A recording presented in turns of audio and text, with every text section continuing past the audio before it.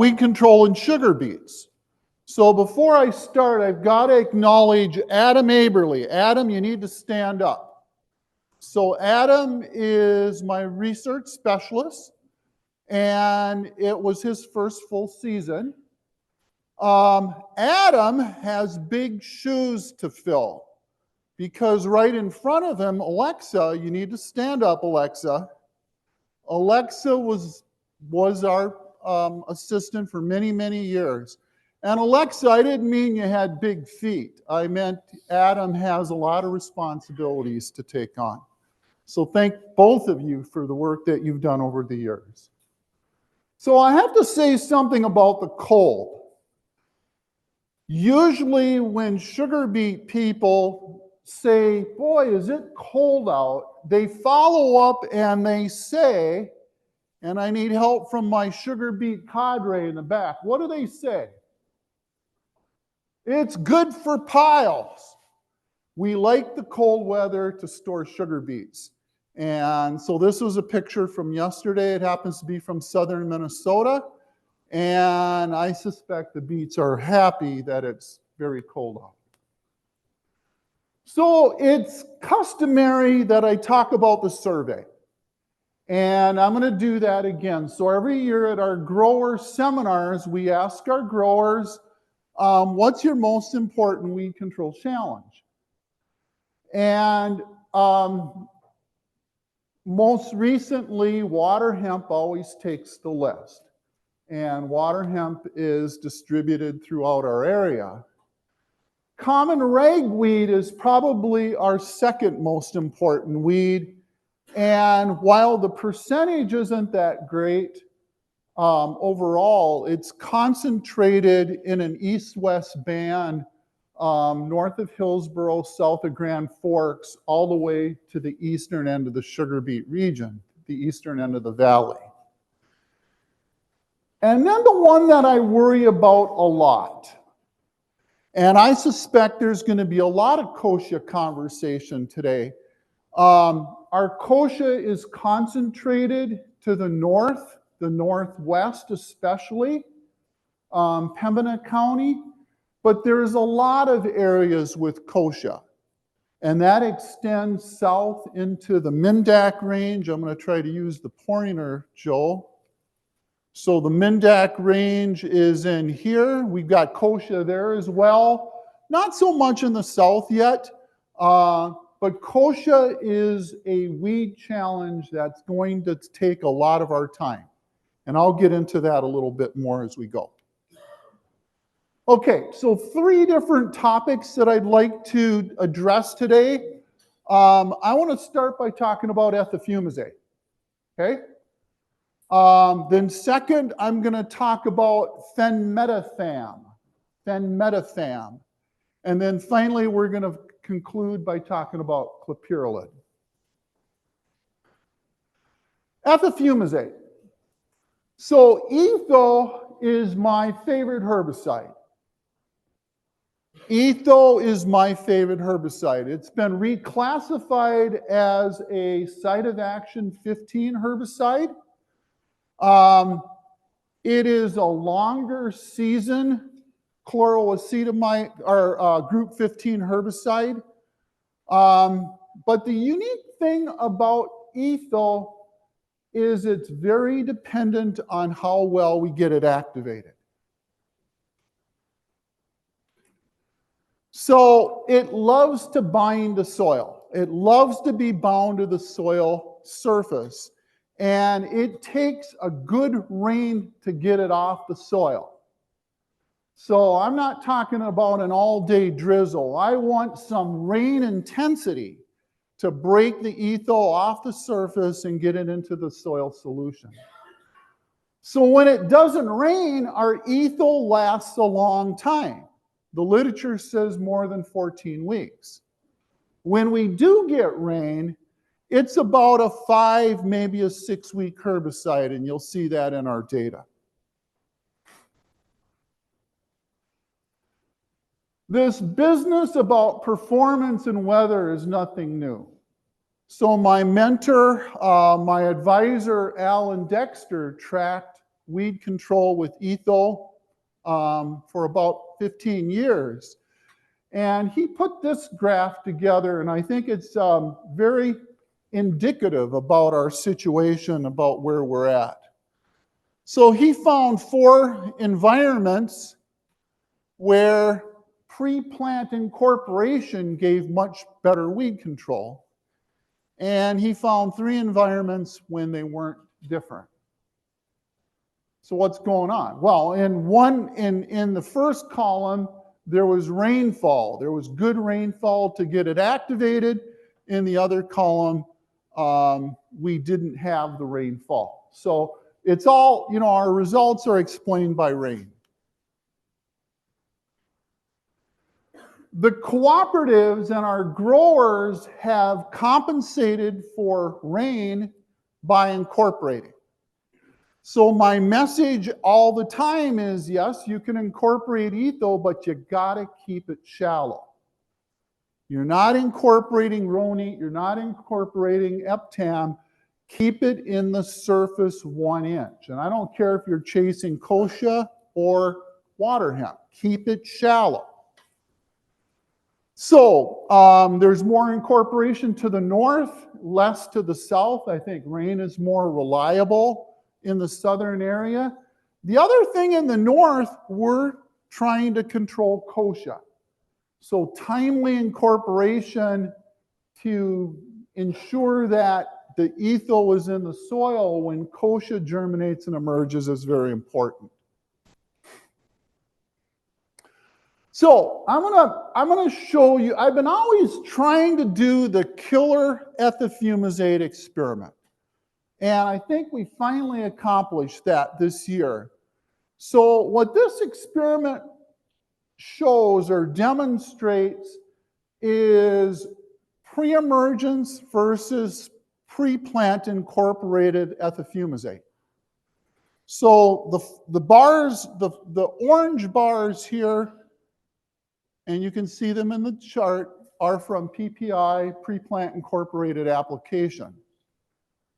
The green bars are from pre-plant incorporation. So 3 different rates, 2 different kinds of activation. And it's really interesting from the data. Of course, the low rates on the bottom, but in this experiment, pre-emergence application was better than incorporation. Red pigweed control, the same thing. So the question I get every year is, should I incorporate my etho? And I sure wish I could predict the weather, because my answer would be, if you can rely on getting rainfall, leave it on the surface. If you don't feel confident about rain, then you're going to need to incorporate it. But it's really interesting to me the differences in control from one or the other. And again, in this experiment, it's explained by rainfall. We had a lot of rainfall right after application, over 1 inch of rain. That started in the evening, and then it continued on to the next day. And interesting, we had a lot of rainfall after planting in all of our sugar beet growing regions. So Campbell is in Mindak territory, Glendon and Crystal Sugar. Herman in, I guess it would also be Mindak area, but it's a north and south variant, gradient, and you can see that we had plenty of rainfall everywhere. Most of my water hemp questions in 2024 were about, how can I incorporate herbicides? How can I get them incorporated? What do you know about drone application for incorporating herbicides? Next topic, kochia and spinade. So first of all, spinade is nothing new. This is a rebranded product that used to be called Batenol that we used during the 1970s. So we've invested a lot of time to reevaluate how fenmetrifan will work in our systems. And it depends on the weed you have. So in the case of lamb's quarters, we're going to mix it with glyphosate. I could see Spinaid helping us in those environments where we're not getting very good uptake and movement of glyphosate into the leaves. For common lamb's quarters, and I'm going to share some of that data, we see it as a tank mix partner with clopyralid. And in the case of common kochia, it's going to be used using Dr. Dexter's micro-rate program. Micro-rate program, which means a number of repeat applications. So just like the weather comment, something that I hear a lot about is we're sure happy we don't have to do micro-rates anymore.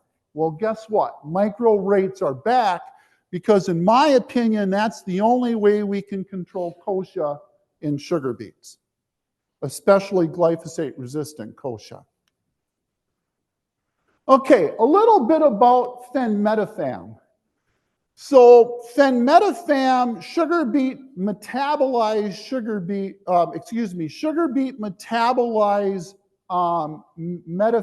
fenmetrifan faster than our susceptible weed species. The rate that we use is dependent on the size of the weeds that we have and also the size of the crop. So our rate is changing as conditions change. The other thing that's very important with fenmetrifan is the weather. Fenmetrifan is more active when it's warmer out. So you've got two different things that are changing, three things that are changing. The size of your crop and weeds are changing. The tank mix and adjuvant system that you use might dictate rate. And then finally, the air temperatures. So I used to say when we would make beta mix recommendations, my recommendation is only good for today. Tomorrow, there may be a different recommendation. The same thing is going to happen with Spinaid. Now, a very important researcher back in the 70s was a gentleman named Albert Schweitzer. And Dr. Schweitzer's work indicated that you needed high rates to control kochia with fenmetrifan. They were using 6 pints. And we beat the hell out of our sugar beets. So we don't do that anymore. We're not using those high rates. Dr. Dexter introduced the idea of split applications and then later refined that to the micro rates. And that's the approach that we're going to take. We're going to continue to use that micro rate approach. And we're going to do that by making a series of applications, 2, 3, maybe even 4 applications that are spaced 5 to 7 days apart. So I want this size kochia. This is when you need to start your program, 5-leaf kochia. These kochia are too big. You can call me and we'll see if we'll put something together. Maybe we'll use adjuvants. If you have kochia this size, don't call me. Call Dr. Jenks. But don't call me because I don't have an answer for you on that. Brian, you can have those questions. So anyway, we started this in the greenhouse.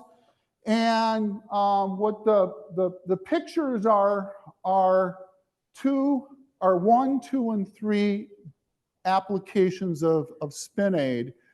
We always mix ethofumizate with Spinaid at 4 ounces.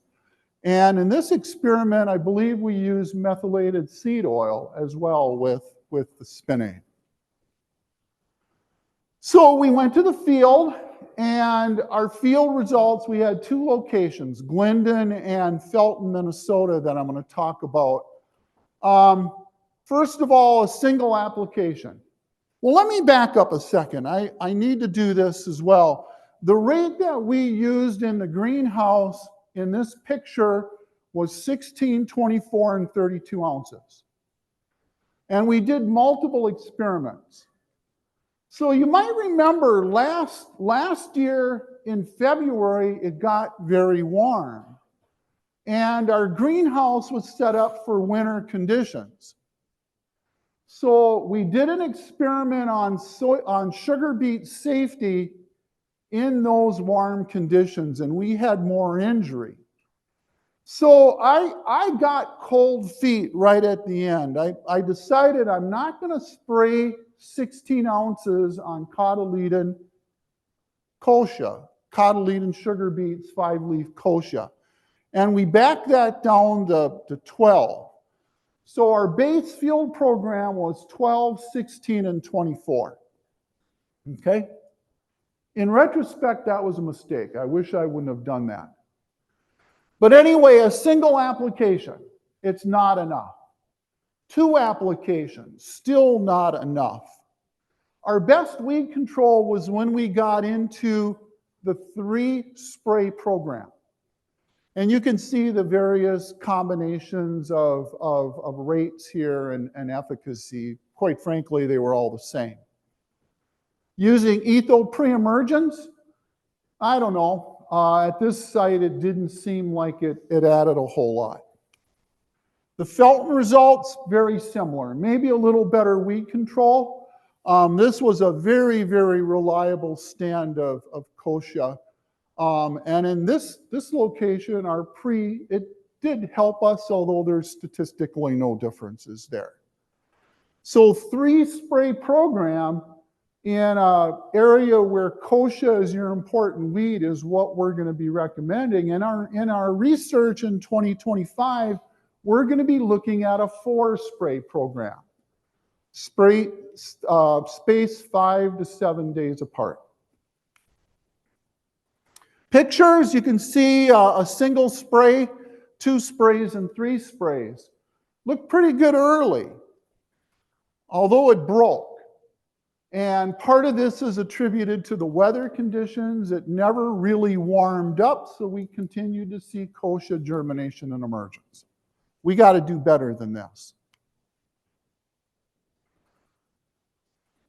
So 2 years ago, one of the agriculturalists called me and said, you know, there's an adjuvant out there that seems to be working pretty good with glyphosate. And dug into it a little bit and discovered the adjuvant contained taloamine. Taloamine. So this is something that I knew a lot about from my previous career. Taloamine adjuvants were the basis for the original glyphosate formulations. But in the mid-90s, there was a regulatory study that was done, and it was determined that that adjuvant system would change the signal word on Roundup Original from caution to warning. And our leadership said, we're not going to have that. Our flagship product is not going to have a warning signal word. Figure out a different adjuvant system if that's what's causing the signal word to change. So taloamine adjuvants are eye irritants. Okay? So anyway, my colleagues worked for about 25 years on this, and I'm still not sure that the best adjuvant system with glyphosate is taloamine. So anyway, we did some work, control, Power Max with no adjuvant, prefer 90, and then 2 rates of level best pro adjuvant. And you can see, I mean, this is pretty impressive. We repeated this experiment And we have it in the greenhouse again right now. So we're continuing to evaluate this, and we're going to hopefully see similar results this year. In the field, it was good, but not as good. We didn't see that 90% control that we've seen in the greenhouse. Somebody last week mentioned, well, yeah, because the conditions we had cooler conditions in the spring. So we may take a look at that, comparing cooler conditions versus warmer conditions. But still, a lot of our growers that used the tallow-amine adjuvants this year reported good results. So we're chalking that up as a success story. Last thing I want to talk about is common ragweed control. So my recommendation for sugar beet growers is 2.4 ounces of Stinger HL if you're making a single application. In a split application, 2 times application, 1/8 followed by 1/8. Number 2, common ragweed size matters. So I want small common ragweed. I want it to be less than 2 inches tall. Okay? And the second thing is we would like to always mix glyphosate with Stinger. There may be a situation where you can't, but you've got to spray when the common ragweed is small, even if it means not having the glyphosate in the mixture. We had some challenges last year. This is a field from a grower. This is in the Hillsboro area, and this is a good farmer. So we didn't get our first application on time, and we didn't use the right rate in our second application. At Cercospora time, spraying Cercospora leaf spot, he said, I had no idea it was as bad as it was. That's not good enough. So anyway, how do we explain what happened in 2024? I think the most important component is the biology. It's always about biology, it seems, with weeds. So it never really got warm. Our soil temperatures never really got warm in 2024. I don't think our ragweed ever went dormant. It continued to germinate and emerge. So when soil temperatures get into the 80s, common ragweed goes dormant. And the only way it comes out of dormancy is by having the overwintering temperatures that we have. During the season, it can't go dormant and then return and start to germinate and emerge without the cold temperatures that we have in December, January, and February. Number 2, we're much more aware of carryover. I think that's maybe an unintended effect of the dicamba saga in soybean, is we're much better now at understanding and seeing damage from clopyralid. And we have the same thing in dry beans. So people are a lot more sensitive about the rates that they're using and potential carryover concerns. Complex mixtures. Everybody wants to time their application to water hemp. And oh, by the way, I have common ragweed. What's your recommendation for common ragweed control? So I think in a lot of cases, we're missing the size because it's too big. We're spraying common ragweed that's too big. Back to what I said 5 minutes ago.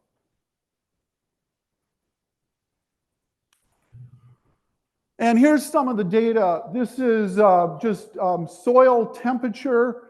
It compares 2023 to 2024. 0 on the x-axis is May 1. 30 would be June 1. 60 would be July 1. Just compare the soil temperatures, and this was from Sabin the Endon station at Sabin, compare the soil temperatures 2023-24. And I think it goes back to what I said. We just didn't get it into dormancy, and it continued to germinate and emerge. I think the other thing that we have to keep in mind is that there is a rainfall component that's on the label. So to rotate to dry bean and soybean, we need 15 inches of rain. And as we look at 2025, I don't think we got that kind of rain. So that's something we're going to have to be very careful about. Thanks, Joe. As we think about our cropping systems for 2025. I feel pretty confident about two 1.8 applications. So if you're putting 3.6 out there, I don't think there's a lot to worry about. When you're over 4 fluid ounces, I think those are situations where we're going to have to evaluate on a case-by-case basis. And then finally, I want to remind you, there's a lot of products out there that contain clopyralid. This just isn't a sugar beet thing. There's a lot of products that have clopyralid in them. So resistance. We don't have resistance, but we have some environments where we're not getting the efficacy on common ragweed with stinger that we expect. So we continue to screen. In the back is 3 ounces of stinger, and the front is 6 ounces. 6 ounces is a Canada thistle rate, and we're not getting control. That's something that we need to be concerned about. So anyway, the last set of data, we looked at mixing Spin-Aid together with Stinger. So this is Spin-Aid, a single application by itself, 12, 16, and 24. And it's not good enough. Nobody's going to accept this level of control. 2 applications is better. Now we're getting someplace. But what I'm really excited about, and I'm starting to run out of time, is when we mix Stinger together with Spin-Aid. And I think in that program, combining them together and also using the repeat applications, we're getting to the level of a control that we get when Stinger is mixed with Roundup. So we're going to continue to work on this. For the guy, though, that wants to spray common ragweed and not burn off the cover crops, mixing Stinger and Spin-Aid might be the approach to take. So I'm just about done. We're in the Fargo Dome, so I've got to acknowledge some of our students that work on our program. Here's 3 of them, Bryce, Mason, and Isaac. This is from earlier in the month of January. And I'll have to say this, they sent me this picture well after midnight on championship day. So the boys were up pretty late that day. That's all I have. Joe, I hope I'm okay on time. Do we have any time for questions? So Jeff's question is about kochia control and sugar beets. So it's a 3-tiered approach, and I didn't get into this. The first approach is kochia that's emerged before our sugar beets are emerged. Spray paraquat. Number 2, I'm in an area where I believe I still have glyphosate-sensitive kochia. Spray it when it's before it's 3 inches, Brian. 2 to 3 inches, and use the best rate you can and the best adjuvant system you can. Number 3, use the Spin-Aid micro-rate program. What percentage of the acres is that? I don't really know. I would guess that it could be 25% of the acres. Now, with all of those programs, I want to see ethofumizate use pre-emergence. Somebody that identifies kochia as a production challenge in sugar beet needs to be using a pre-emergence herbicide.